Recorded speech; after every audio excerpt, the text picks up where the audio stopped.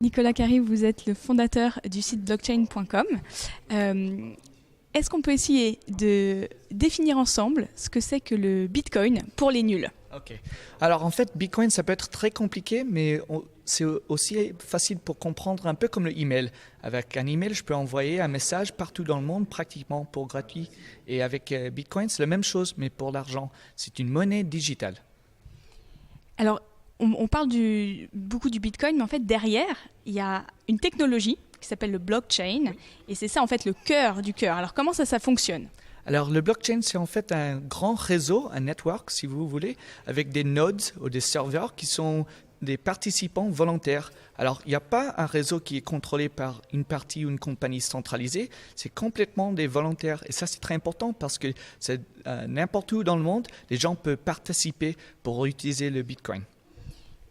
Quels sont les arguments pour quelqu'un qui se demanderait s'il doit investir ou acheter du Bitcoin pour justement faire le pas de le faire? Qu'est-ce que vous lui diriez? Alors aujourd'hui, si je veux envoyer d'argent à ma sœur au Maroc ou mon père au Chili, ça coûte beaucoup d'argent pour faire une transaction avec une banque. Mais avec Bitcoin, je peux envoyer d'argent n'importe où dans le monde, pratiquement pour gratuit. Alors ça, c'est une utilité géniale pour le Bitcoin. Mais il y a les autres utilisages aussi. Mais je pense que pour des transactions internationales, c'est parfait. Pourquoi est-ce qu'on dit que le Bitcoin, c'est inviolable, que c'est très sécurisé comme technologie? Alors, ça dépend. Il faut faire très attention quand on garde notre Bitcoin. Si on les donne à une autre compagnie, ça peut être...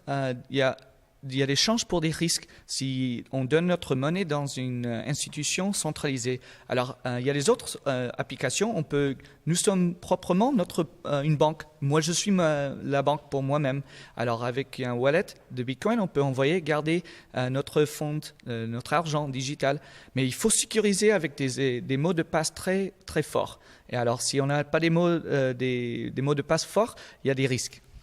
Et donc, ce qui veut dire qu'il faut absolument se souvenir de son mot de passe. Si on l'oublie, qu'est-ce qui se passe? En fait, c'est comme si on oublie un mot de passe pour un safe, pour une point de sécurité. Alors, il faut vraiment le rappeler.